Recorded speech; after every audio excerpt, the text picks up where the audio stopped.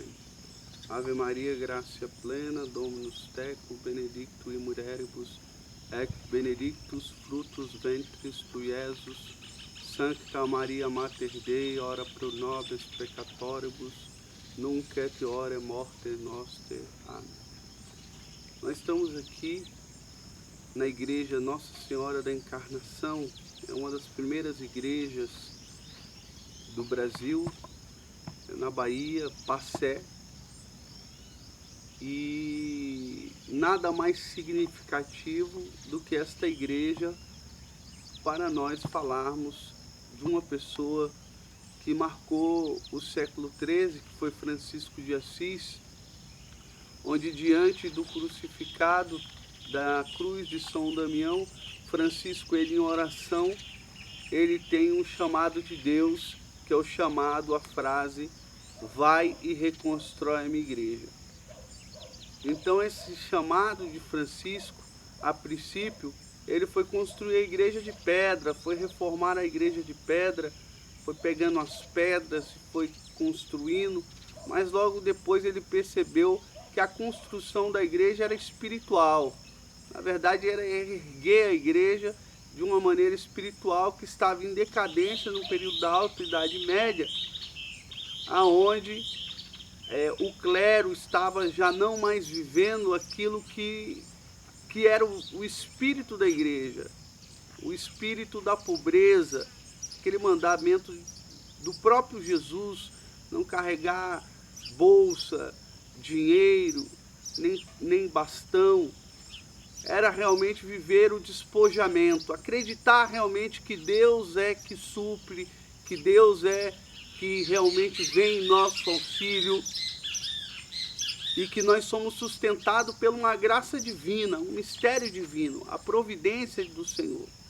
A palavra de Deus diz lá em Mateus capítulo 6, versículo 33, buscai o reino de Deus e sua justiça e tudo mais vos será dado em acréscimo.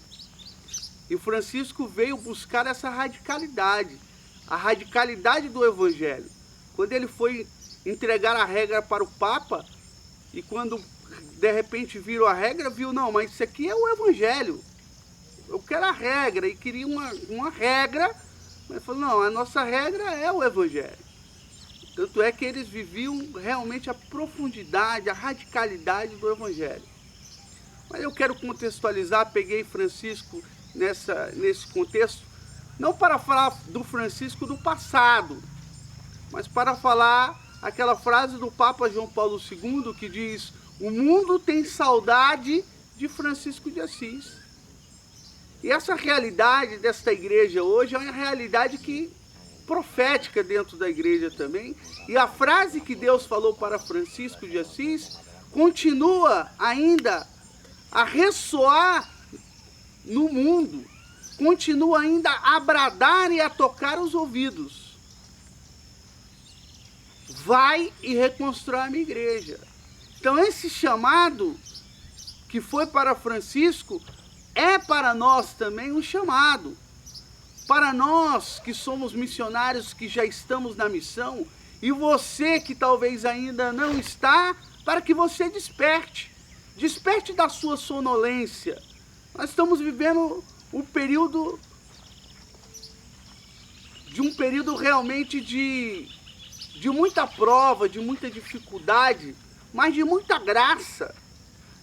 É num período, é quando Jesus está na barca, dormindo, e as ondas estão como devorando, e os apóstolos ali desesperados, e de repente Jesus levanta da barca, e ele acalma o mar. Nós estamos vivendo um período de dificuldades, mas um período que Deus está na barca, e Deus sempre esteve nessa barca, esta barca que é a igreja, que é a eclésia, e nós somos sustentados por essa barca. E a frase de Francisco deve incomodar o nosso coração: vai e reconstrói a minha igreja. A reconstruir a igreja, templo do Espírito Santo, a reconstruir a igreja que é a morada de Deus, a igreja que é a esposa do Cordeiro, a igreja sem mancha, sem ruga, a igreja que é sempre jovem, a igreja que nunca envelhece, a igreja que nos alimenta, a igreja que é mãe e mestra, como diz o Concílio de Trento, esta igreja que nós somos enviados como missionários a levar uma palavra, nós somos chamados também a resgatar a pobreza de Francisco, a resgatar o mistério de Francisco. Nós somos chamados a ser sal e luz do mundo. Nós somos chamados a ser a diferença nesses tempos difíceis, de ser homens profundamente embebidos do Espírito Santo. Pessoas que estão totalmente tomadas pelo poder de Deus, totalmente tomadas pela graça do Senhor. Nós temos que confiar na sua palavra. Eis que estou convosco todos os dias. Mateus 28, 20. Esse é o chamado que Deus faz para cada um de nós. E nós temos que se abandonar nos braços de Deus. Acreditar. É Ele que nos conduz. É Ele que nos sustenta. Nós não temos que ter medo. Nós temos que nos abandonar nos braços do Senhor e viver pelo Espírito. Como diz em João, capítulo 3, versículo 8. O vento sopra onde quer, você só ouve o ruído, não sabe nem de onde vem, nem para onde vai. Assim acontece com aquele que nasceu do Espírito. É ser conduzido pelo Espírito, é ser essa folha seca onde o vento sopra e leva para onde quer. É realmente ser um homem espiritual.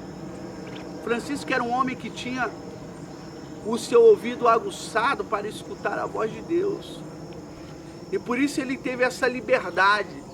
A liberdade onde Francisco, a igreja falava da pobreza. Mas depois de Francisco, a igreja conheceu a pobreza franciscana. Ele mudou não só a sua época, mas ele mudou até mesmo o conceito da pobreza, de viver a pobreza radical. Hoje nós queremos ser missionários, mas queremos ser missionários com roupa lavada, queremos almoço, janta, café da manhã, tudo pronto. Queremos ser o missionário do século 21, o missionário da apostasia, o missionário onde não tem mais a radicalidade do Evangelho. E eu e você, nós somos chamados a viver essa radicalidade. A radicalidade de viver a pobreza, de viver o mistério, a dama pobreza. Francisco de Assis um dia falou para os frades que iria se casar. Quando ele falou que ia se casar, se preparou um grande momento. Os frades meio confusos, Francisco vai se casar, não entendiam muito bem o que estava acontecendo. O dia que ele chegou, ele entrou no mistério da fila do casamento, ali na procissão, e ele falou que estava se casando com a dama pobreza. E aquele dia ele fez o seu matrimônio com a dama pobreza, a suma pobreza. E Francisco viveu despojado. Que nós possamos também ter esse despojamento. Que Deus abençoe cada um de vocês, derramando a graça, a fortaleza e o espírito franciscano, o espírito de despojamento, e que essa frase, ela penetre no teu coração. Vai e reconstrói uma igreja. A igreja precisa de homens violentos. A igreja precisa de pessoas que não falem da santidade, mas que vivem a santidade, que vivam a santidade, que se entreguem nos braços de Deus e faça a diferença como homens e mulheres de Deus. Que Deus os abençoe. Pax et Bono.